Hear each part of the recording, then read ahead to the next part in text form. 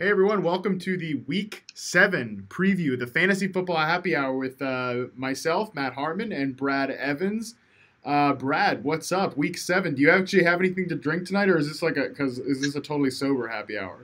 Look, man, I'm like a teetotaler here. I don't have my beverage of choice. It's sitting up in the freezer right now. I have a bottle of Herradura Ultra Añejo, just chilling, waiting for me to just suck down probably at least half of it, because this is a game tonight made for hashtag Tequila Thursday. The only way you can stomach this is if you literally drink a half a bottle of the Mexican love juice. I mean, you're right about that, man. This is going to be a little bit of a gross Thursday night game. We have the Arizona Cardinals, Denver Broncos. Your man, Royce Freeman, though. All right, do I need to give you some time off the top to, just espouse whatever positivity you can wrangle out of thin air about this guy, or what? Okay, truth be told, in the Soap Invitation, which you're not a part of this year, but hopefully you will be in future years, I made a trade yesterday with the lovely Liz Loza. And it's a 2-quarterback format, and the trade involved me dealing Cam Newton, my beloved Royce Freeman, along with Frank Gore, for Andy Dalton, Jordan Howard, and Taylor Gabriel. Yeah. So I'm not fully out of the Royce Freeman business.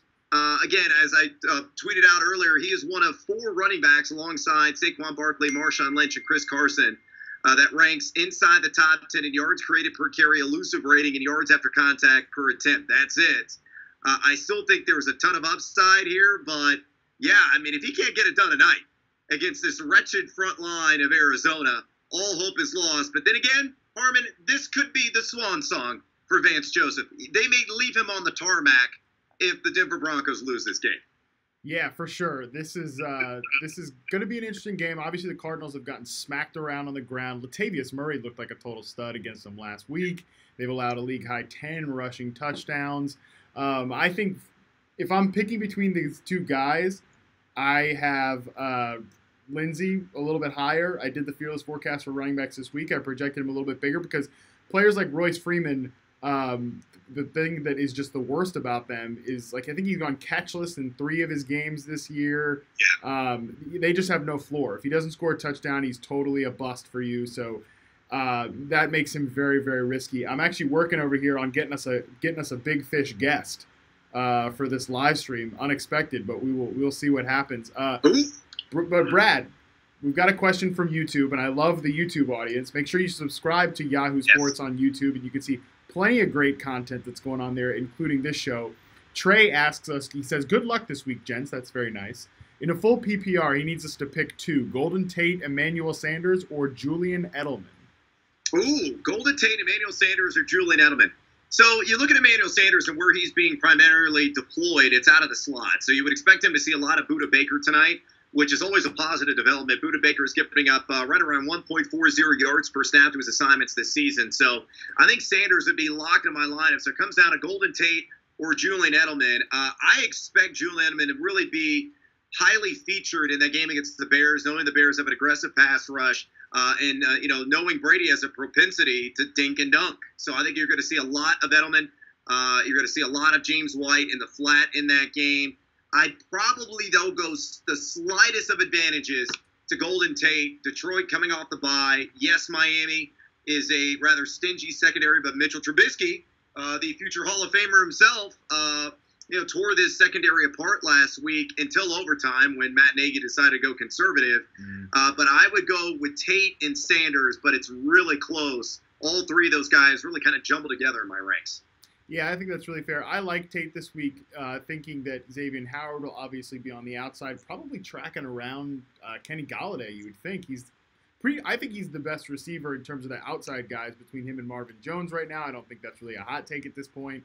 I like Tate a lot. Sanders is a safe bet. People are asking in the chat, is Demaryius Thomas a safe play tonight? I don't think Demaryius Thomas is a safe play ever at this point. No.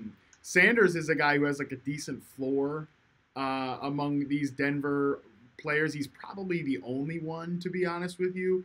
Everybody else is very, very risky, especially with Case Keenum there. How long do you think Case Keenum remains a starting quarterback in Denver? Halftime?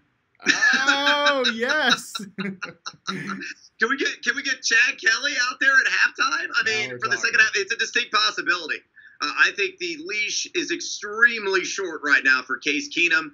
Last week the Broncos fans had a standing ovation for Chad Kelly when he came on the field, not knowing that Case Keenum was being viewed for a concussion. So that summarized it all right at that moment in time, exactly what the temperature of the water is in the greater Mile High City. Everybody, all they're talking about is fire Vance Joseph and let's develop Chad Kelly now. Try to salvage what we can. I mean, there's even a movement here locally, Harmon. You're going to laugh at this, but it's real. That people are calling, they're writing, they're texting, they're probably bumping into John Elway on the streets, talking to him about it. They want to bring back Mike Shanahan for the rest of the year, who still lives in town. And what is hilarious about it is he just put up his multi-million-dollar house for sale, and it's been for sale for about 6 months, and nobody's bid on it.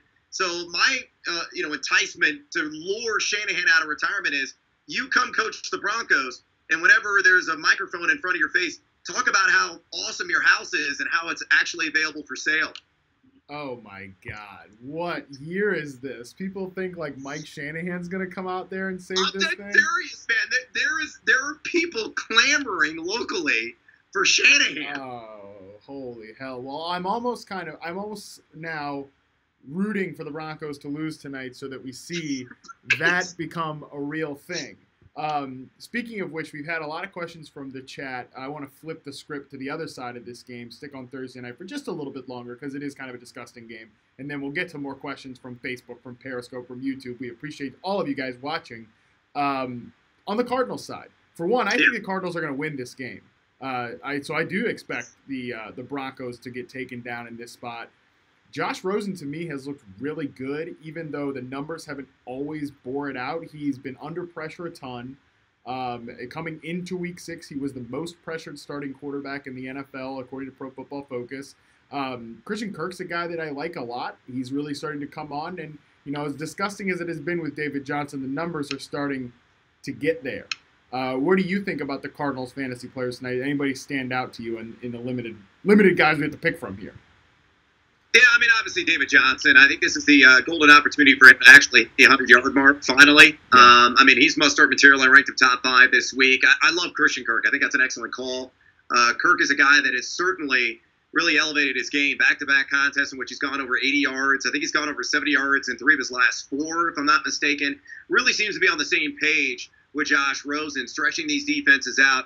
And there's a part of me, too, and this is just a true gut call, I think Ricky Seals-Jones finds the end zone. He has also been a featured player, particularly inside the red zone. His role is starting to grow. His target share is starting to swell a little bit. It only seems like Rosen trusts Ricky Seals and Christian Kirk, and absurdly not the future Hall of Famer and Larry Fitzgerald. But that's where the chemistry is right now. And Seals-Jones is plus 200 to score a touchdown in this game. So if you're willing to, extend that go-go gadget arm and roll the dice, be that riverboat gambler. I think Christian Kirk going over, say, 74.5 yards. I think his over-under is even much lower than that. It's like 55.5 or 59.5. It's certainly low. And then wagering a little bit of action on RSJ, finding the end zone. I think those are probably the 2 strongest plays of the Arizona Cardinals offensively. Really letting your freak flag fly there with Ricky Seals-Jones. Hey, man, I own him. I own him in a lot of locales, and I desperately need Ricky Seals to do something. Yeah, man, I think he was like my most drafted number 2 tight end in best ball leagues. So I'm fingers crossed that happens tonight. I mean, the Broncos historically have been a team that gives up a lot of production to tight ends. So I think it's as risky as it is, it's safe in the context of the rest of the tight end position, which is disgusting as it ever has been. Well, and this key here, too, with Christian Kirk, just sorry to interrupt you, but Larry Fitzgerald and Chris Harris are going to be locking horns all night operating out of the slot. So Kirk, who they've been shifting outside more, this is a great opportunity for him to really take advantage outside the numbers, because if he sees any piece of Bradley Roby, it's going to be adios amigo, see you later. I mean, Roby's given up a 130-plus passer rate to his assignment so far this season. And, God, just how awful are the Denver Broncos defensively with Von Miller, Bradley Chubb, Chris Harris, Brandon Marshall. I mean, they got some players, But right now, they are so discombobulated defensively, and it's strange considering that Vance Joseph is supposed to be a defensive coach. Yeah, it's interesting. He was one of those coaches that didn't have a good defense the year in Miami when he got hired to become the Denver Broncos head coach. Now, I would always push back on people thinking that just because you're good at being a defensive coordinator doesn't mean you're going to be a good head coach, and vice versa. Just because you're a good head coach doesn't mean you can coordinate a D, or like your defense is going to be one of the best in the league. That's not necessarily a transferable skill set, but obviously, Vance Joseph has had a number of other issues since becoming the head coach there. But I would say, too, with this Denver Broncos defense, I think generally in the NFL right now, it's much harder to be a good defense and a good offense, obviously with the way the rules are slanted. And when you have a discernible weakness, as the Broncos do at their outside cornerback position, obviously Chris Harris is still one of the best playing on the inside, but Roby has been a bust to this point, and especially this season when he was expected to step up. And then their second cornerback spot, I mean, this guy's like, Tremaine Brock, Pac-Man Jones on his 50th team. Like, that's not going to get it done. So when you have a discernible weakness like that, it becomes very, very easy for teams to just thump you over and over again. And I expect Christian Kirk to be that player tonight. As you mentioned, he's about a 60% outside player at this point, about a 40% slot guy. So I think Kirk, if you need a flex play, he's the one guy that I'd look to tonight from the Cardinals side. I mean, look, we got 4 teams on bye. This is officially the first bye week hell stretch that we have entered with Green Bay out, Oakland, Pittsburgh, Seattle. I mean, you got no Doug Baldwin, no Juju, no Antonio Brown.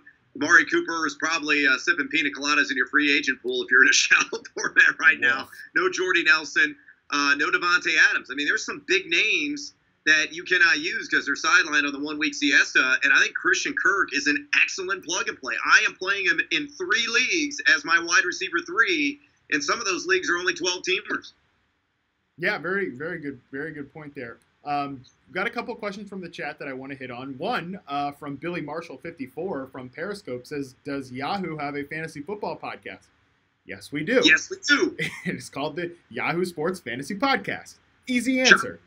Boom. There we go. Another question that actually had to do with Christian Kirk. Who do you like better between Christian Kirk and Sterling Shepard? Shepard obviously gets the Atlanta Falcons on Monday night, who have been damaged all over the defense, I think particularly over the middle of the field, where you'd expect to see Shepard run some routes. I personally think I would go Kirk there. Feels a little frisky, but I think I just like the spot a little bit more. It's not a terrible call, but I would actually lean more towards Sterling Shepard. Just as you mentioned, Shepard sees action out of the slot right around 70% of the time. Got to go toe-to-toe with Brian Poole, who's been overly accommodating to everybody that is lined up against him. Specifically, I just got the numbers here from Pro Football Focus. Poole giving up a 121.1 passer rating, 1.30 yards per snap, and 4 total touchdowns to his assignment. So the nickel dimer, to quote the great Billy Rath there, I think it's going to be a lot of short arm, little T-Rex football from Eli Manning to Sterling Shepard and Saquon Barkley there in the short field. So I like Sterling quite a bit. I actually wagered one of my prop bets this week, Harmon, was over 6.5 receptions on Shepard on Monday night, and I wagered the over. So that's how confident I am in his services. Very nice. I think our friend Andy Behrens did the wide receiver fearless forecast this week and agreed with you on the over projection there. So, interesting. You got some backup at the very least.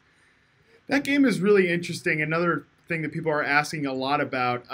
Shout out to I guess these are Twitter handles, right? From Periscope at @thereal_bro. Says, "I finally dropped Larry Fitzgerald. Can't wait to see him go off tonight." Yeah, that's pretty much that's how fantasy football works. So everybody just get yourself emotionally prepared for that, and then you'll be chasing him incorrectly the next week. But biggest question in fantasy actually right now is revolving around Traquan Smith. Bernie from Facebook says, "What about Traquan Smith? Is he a good wide receiver 3 option in a PPR league?" I'm going to take this as both this week and spinning forward because, of course, Ted Ginn went on IR today. Yeah, I'm not a huge New Orleans Saints fan, particularly this week. I think Alvin Kamara could actually have a monster game as a receiver in this one against the Baltimore Ravens. That Ravens secondary has been outstanding so far this season with Jimmy Smith back, too, which is a major upgrade across the board. But I do love Traquan Smith after that. You look at the Saints' upcoming schedule. I got my trusty Warren Sharp schedule here. Love your stuff, Warren. I know you're a big fan of Warren as well. At Minnesota, Week 8 against the Rams. Week 9, Cincinnati, Philadelphia, Atlanta. So these next stretch of 4 or 5 games, pretty favorable for the Saints across the board. And Traquan stepping in to a situation where he should be able to command 16 to 18% of the target share. You know, Drew Brees is a socialist. He likes to spread the love around. But I love the skill set of Traquan Smith. And having that monstrous game in which, of course, he caught the historic touchdown that donned the crown for the yardage king and Drew Brees. I think that was definitely, a step in the right direction. And this organization and Brees and this player in Smith are really just going to build on that moment. I think it's a really good call. He's definitely somebody that he's on your waiver wire. Go pick him up right now. He is a deep threat and is replacing the role of a deep threat guy in Ted Ginn. Very easy to transfer there. Traquan Smith in reception perception was a player that his best success rates, as I mentioned, came on those vertical patterns, the 9, the post.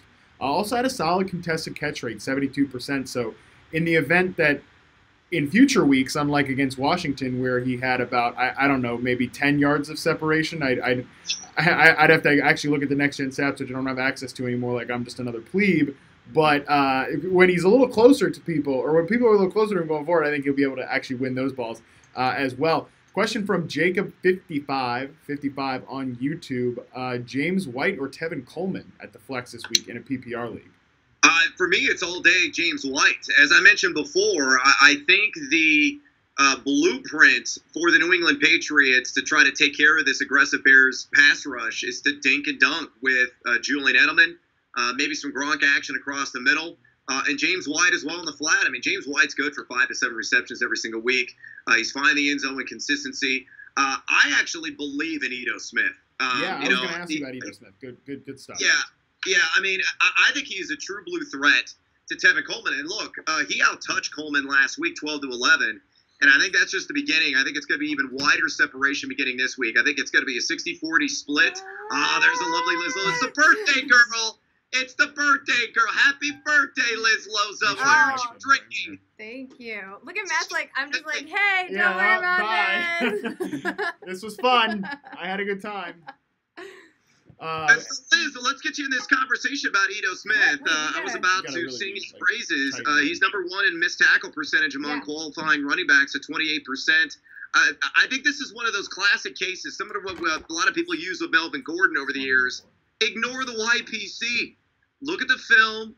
Look at the advanced metrics. They align. Ito Smith can play, folks, and he has carved out a formidable red zone role. And you get a Giants defense that's top 15 in most fantasy points allowed. For me, I don't touch Tevin Coleman this week. I go James White, and I think Ito Smith's going to be the running back you want to own in Atlanta moving forward. Well, I think you have to look at the volume. The volume is going to lean Tevin Coleman's way, though Tevin Coleman's playing style is about as predictable as a Nicholas Sparks novel. So you ain't going to get stuff. You know what you're getting there. Ito Smith, though, I mean, one of your favorite stats, juke rate, I think he's at 24%. He's RB24 for juke rate, so definitely elusive. What Tevin Coleman's, his base front carry YPC ain't great because he doesn't have the vision and patience that Devonta Freeman does. But I like the matchup for Ito Smith, but I think you can't ignore the volume that Tevin Coleman's going to get you. So Tevin Coleman, RB2, Ito Smith, high upside, just outside of your top 25 at the position. Exciting. Ito Smith, exciting. By the way, this is Liz Loza, everybody. Make sure you follow her at LizLoza_FF. If you don't already know her, well, you're a stupid sheep. And again, it's her birthday for crying out loud. Send her some well wishes, would you? She's only 21 once. Dude, come on. Don't be ridiculous. She's 22. Don't relax. I'm not the youngest one on the team. What are we talking about? Anyways, so back to the guy who we talked. Brad and I were just talking about. You smell great.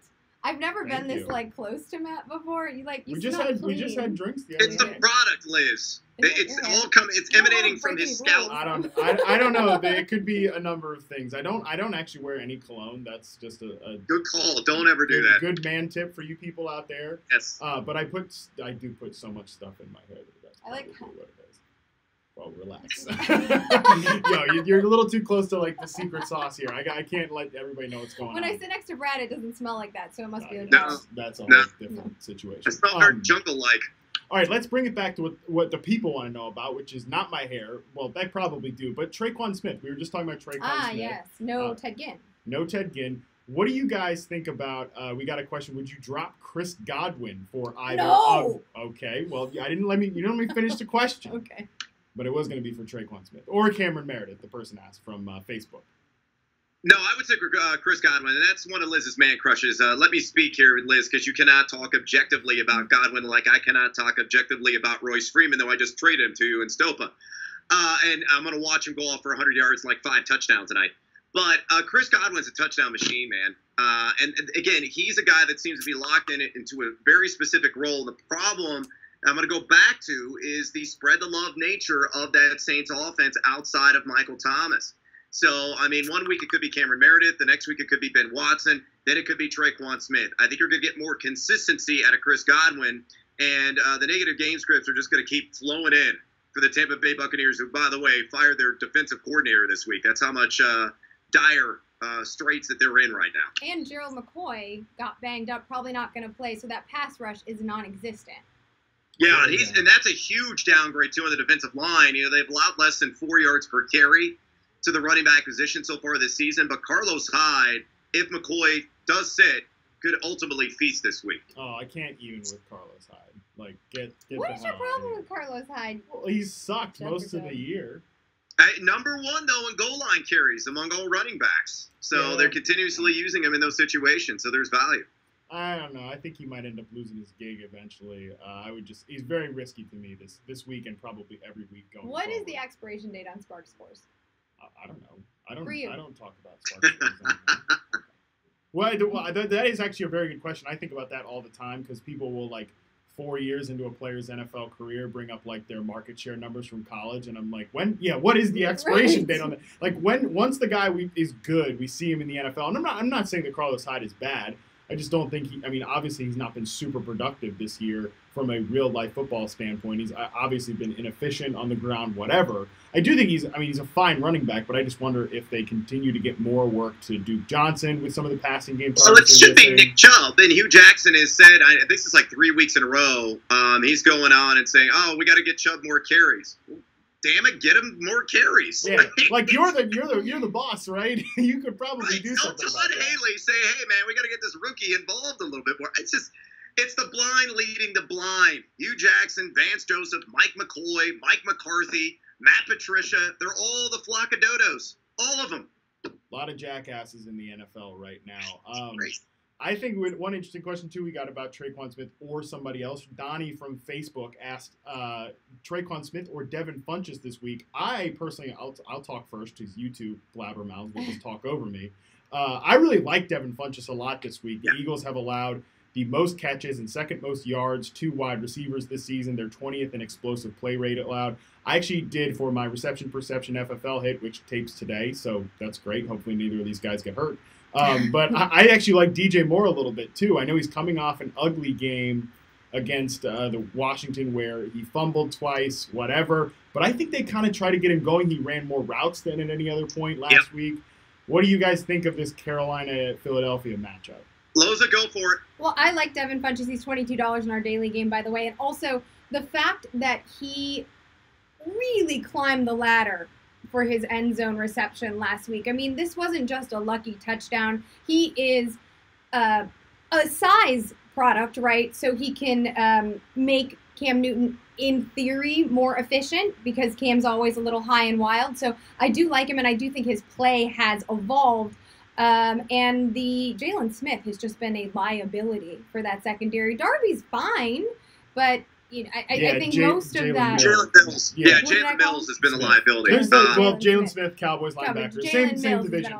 But somebody did say in the chat, and Jalen Mills is also on the injury report now too. It's like, do you even is that an upgrade, right? Though? Like, would you actually kind of want him to play? Because it can get worse, but you never know. Look at that! I see all these questions here. Okay. Well, the other two additions I want to add on to your point here, Liz. I'm glad you brought up DJ Moore Harmon because I actually traded with Barons in the same Stopa League. I've been wheeling and dealing like a madman here last week. I traded Larry Fitzgerald straight up for DJ Moore in the green room right before we taped FFL last weekend. You look at Carolina, they have the easiest remaining schedule for fantasy wide receivers. The easiest.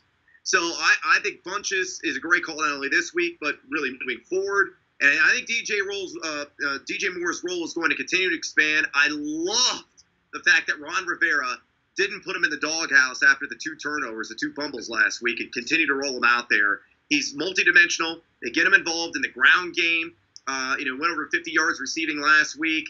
He's just expanding his role very slowly. And knowing a lot of the softies upcoming, DJ Moore could be one of those guys that emerges from the woodwork and is one of the key cogs in you not only punching your ticket for the fantasy playoffs, but possibly hoisting the hardware in the process. Yeah, I mean, I'm not too thrilled with much. I can't say many nice things about Ron Rivera right now as head coach of the Carolina Panthers, but I do agree that was a great thing to see him just continue to roll with DJ Moore. And for God's sakes, Ron, Panthers, play Curtis Samuel more than 3 snaps. Holy hell. Interesting question from the chat, which I think I've lost it. Oh, no, there it is. Chad Cole from Facebook asks, who would you roster if you had the choice? Matt Breida or Marlon Mack? I think we're all going to say Matt Breida, obviously. But I do want to ask you guys, how do you feel about Marlon Mack this week? Love him. Love him. Against Buffalo? Yeah. Yes. I don't like Mack as a player all that much. I think he's really up and down as a runner. He doesn't have any pass. Brad and I were talking about Royce Freeman earlier not having any pass-catching floor. Marlon Mack certainly does not have that, but great spot against the Bills, who are starting Derek friggin' Anderson. Just dusted him off this week. What the hell? I know as somebody that paid for the Bills last week plus 10 that I was sweating seeing Peterman out there. I'm glad we won't see him this week. But also the run blocking unit has gotten much better, and Anthony Costanzo has returned. So the line is not the same as it was to start the season, and I like that. And also Nyheim Hines clearly is not going to. I mean, this is the James White role and the bruising role. So, and that is going to be Mack's role. So I think also Robert Turbin is done. So they're not going to play. It's enough of that. So there's no goal line confusion. Yeah, and just to kind of add on to that, you look at what Marlon Mack has done the last 2 weeks. Number 2 in yards created per carry. You guys are breaking up on me there for a minute. Hopefully got me back. But Marlon Mack, number 2 in yards created per carry the last 2 weeks among running backs. So for me, I like Mack quite a bit. As you mentioned, the Bills, the vulnerability of that defense is in the trenches. They've allowed the 12th most fantasy points at running back position. Bet Online actually set it over under at 55.5 rush yards on Marlon Mack. And then the over, I feel, is one of the stronger prop plays of the week. I think it could be 80 yards and a possible touchdown. So definitely RB2 flexy sexy in 12-team and deeper leagues. Look at how much bigger Brad's face is than ours. Because there's 2 of us and he's just his own self there. And I like Liz coming back from mostly football and just dropping offensive line heat on us here. She's clearly, at this point, on that set that knows about football. Brad, at this point, clearly we're just down here, and Liz, rocketing all the way up here, total star. Listen, if you want to know about rap music, I have learned a ton on this show. I could use some help Bun there. B was on the show, and he was wonderful. He apparently also teaches at Rice. Wow. Oh, wow. In Houston.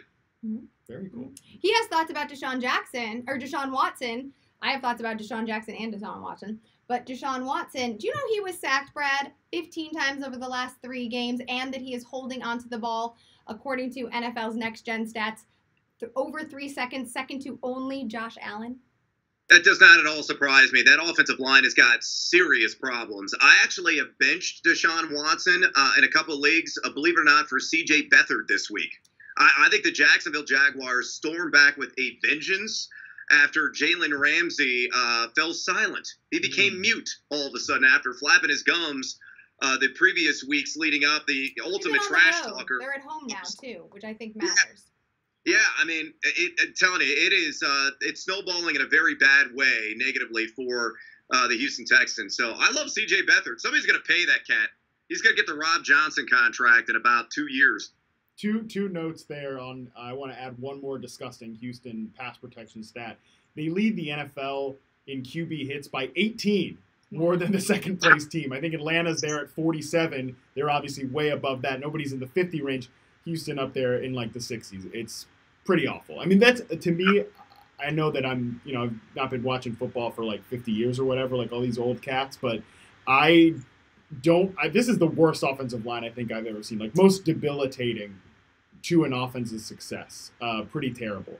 And then with C.J. Beathard, it is interesting. Kyle Shanahan said when he came out that he reminded him of Kirk Cousins, and maybe we do see like a similar situation there where, I mean, I think they obviously keep Jimmy Garoppolo. They don't kick him to the curb like Washington did with RG3, but maybe we see... Or Kirk Cousins. Well, yeah, eventually too, but that worked out really well for them. But I think maybe we see C.J. Beathard, as Brad said, a starter at some point. Let's answer more of these questions before my computer dies, which is like coming in 15% here.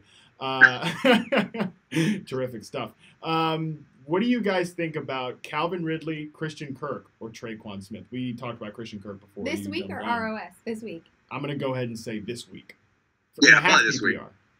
Is Ridley healthy? I mean, Sanu and Ridley are right. He was a DNP today, so there's no way you can count on him. At this point, I think you got to go bird in hand, and that bird in hand's Christian Kirk for me. Against Denver tonight. Yeah.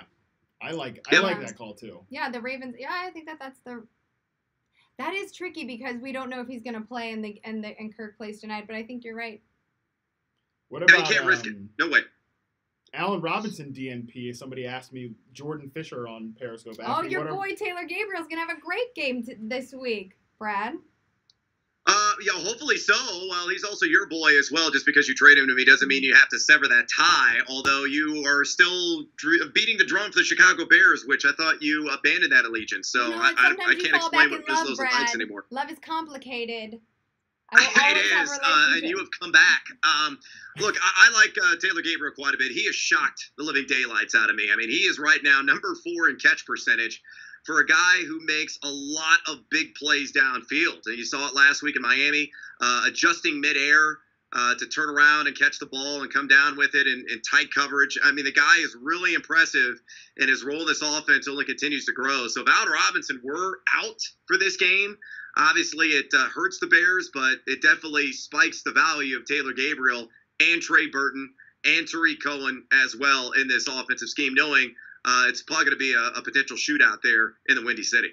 Yeah, I'm going to just 2 notes here. I'm going to keep my fingers crossed that A-Rob does play Jordan, and if he does, he's got a good matchup, even though he might see a little bit of Stephon Gilmore. I think this game's going to be really high-scoring, going to be a lot of fun to watch. Yes. And while you guys are both sitting here claiming Taylor Gabriel is like your boy, unless I'm wrong, he only follows one of us on this stream on Twitter. Oh, snap. But we can get it. That's a fun story.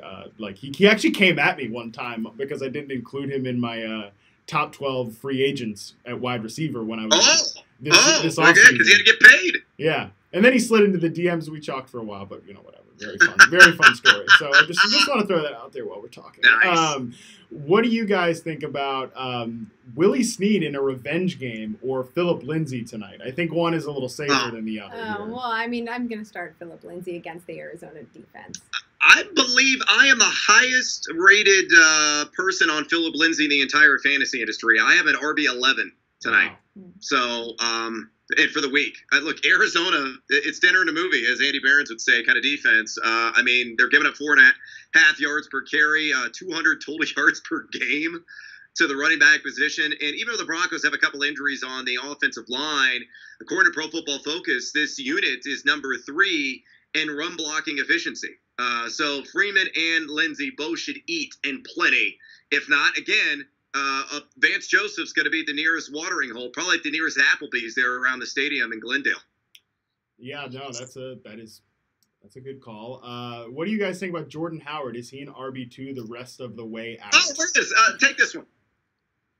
Well, Matt, you and I talked about this at drinks the other night. When you made a really astute point about Mitch Trubisky not wanting to check down to Jordan Howard. He has no catches in back-to-back games, just 1 target in back-to-back games. And I think because of his absence from the receiving game, even despite the fact that he worked on that part of his game over the summer and heading into at the start of the season looked better as a pass catcher, he is so game script dependent that I don't know if and Matt Nagy, you said that I kind of want like everyone to know that we have this like really fun drinks.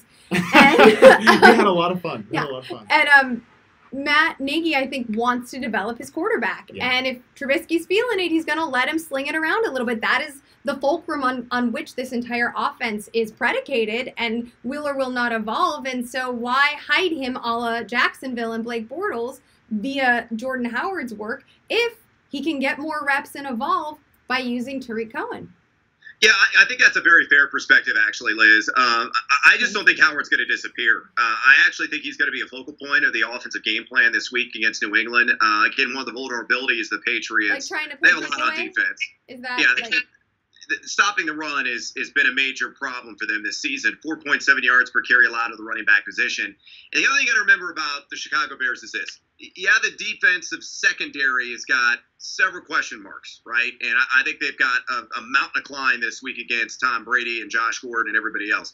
The defensive line is one of the league's best. We all would definitely say that with the utmost certainty that is certainly the case.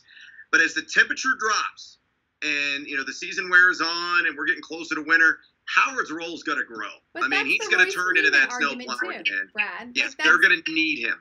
that is the same Royce Freeman over Philip Lindsay argument. Yeah, but the problem is that Royce Freeman is exceptionally good in terms of the advanced analytics. Jordan Howard, not so much. So you could definitely use that argument against Howard to feature more Cohen.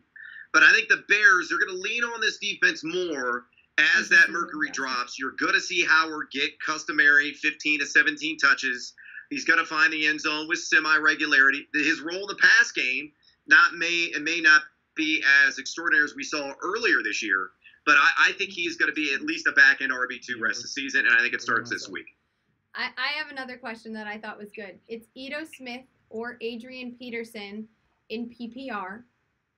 I know I have my thoughts. Well, say your thoughts. Well, my thoughts... And be quick, because this computer is going to die. My thoughts are that Washington and Dallas are both teams that need a lead in order to win, so they're both going to try to establish that. I'm not quite sure Washington's going to be able to pull it off. I love Ito Smith's upside, especially given the matchup, as you noted earlier, against the Giants, so Ito Smith is my play.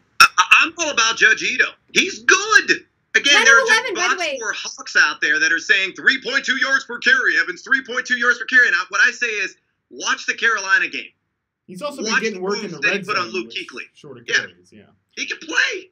Yeah, I'm with you both that I am in on Ito Smith. I've said, I think, 50 times this week that he's on one of my dynasty teams, and it's been exciting to see him actually do something. I don't know. I'm pointing at both of you. On it. Yeah, which is weird. I got to stop doing that. Thank you for pointing that out. But I would go Adrian Peterson in the spot, and it's because of what Liz mentioned, that both of these teams actually play very, very similarly. They're both bottom 10 in pace of play. They're both bottom 5, I think, in pass play percentage, or bottom 10 for sure. So they both play. I think this game could be very low scoring and be over in like 2 hours and 30 minutes. You know what I'm saying? Like, this is going to fly by. So I actually like Peterson. I think he's going to get a ton of carries. And we are going to sign it off at that because, as I mentioned, we got like 5% battery left. Shout out to Jay from Facebook who says, don't listen to them, LOL. So thank you. That's been a good summation of everything we talked about. But it's great to have Liz here for this. Brad and I try to do this every Thursday-ish, and it's been a lot of fun. So make sure you guys check it out, #FantasyHappyHour. You can, again, subscribe to the YouTube page. For those of us that watch on YouTube, we thank you. For Facebook audience and Twitter audience, we thank you. And with that, we are going to stop talking. Good luck in Week 7.